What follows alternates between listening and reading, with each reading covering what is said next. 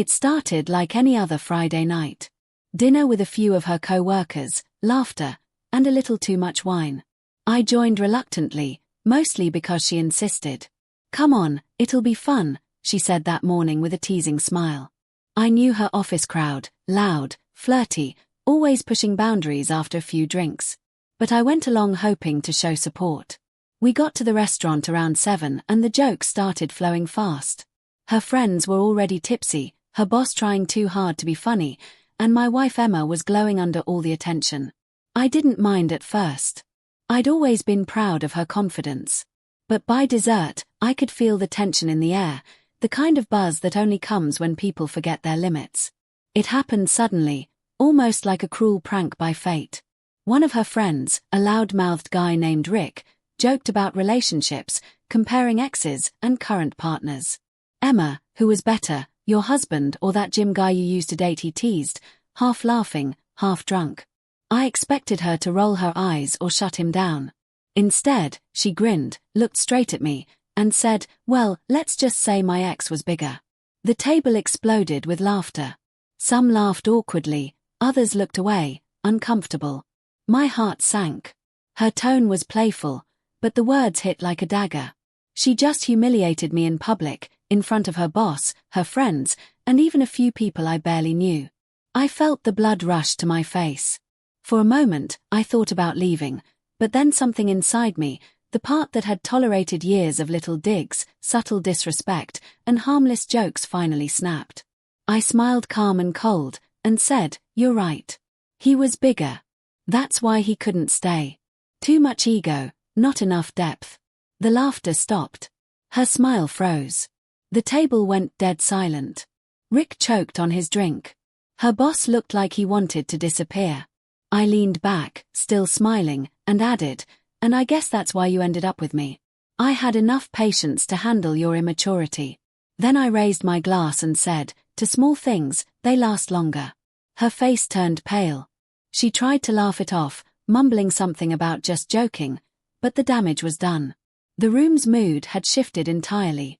People started whispering, avoiding eye contact. Even the waiter who came to refill our glasses looked uncomfortable. I could see the regret forming in her eyes. That flicker of realization when someone finally understands they've crossed a line they can't uncross. I didn't raise my voice. Didn't get angry. I didn't have to. My calm was louder than any outburst could ever be. After a few moments, I stood up, dropped a few bills on the table, and said, "Enjoy the rest of the night, everyone. I'll leave you to your jokes." I walked out into the cool night air, my hands shaking slightly, not from weakness, but from the release of holding it all in. For years, I'd been her emotional punching bag, the one she teased for not being fun enough, spontaneous enough, wild enough. But that night, as I stood in the parking lot under the glow of street lights, I felt something I hadn't felt in a long time. Peace.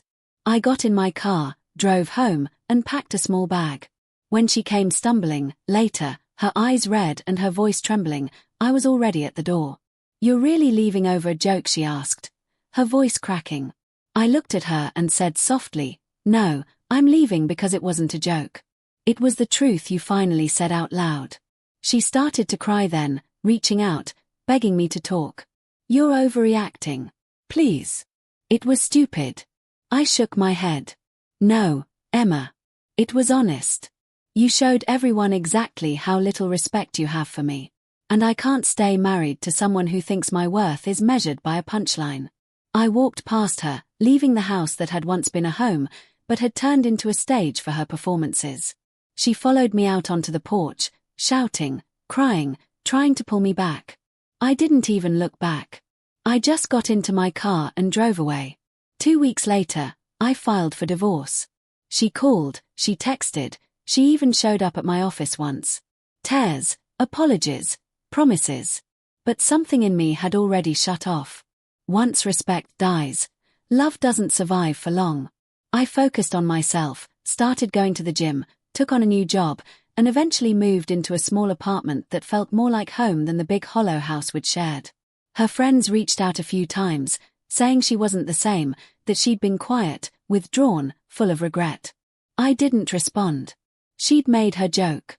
I delivered my punchline. A year later, I ran into her at a cafe.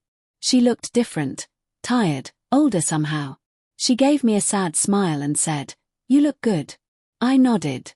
"Thanks. I guess I had some growing to do." She bit her lip, looked down, and whispered, "I wish I hadn't said that night." I leaned in slightly, smiled faintly, and said, "So do I. But then again, I might never have remembered what I'm worth."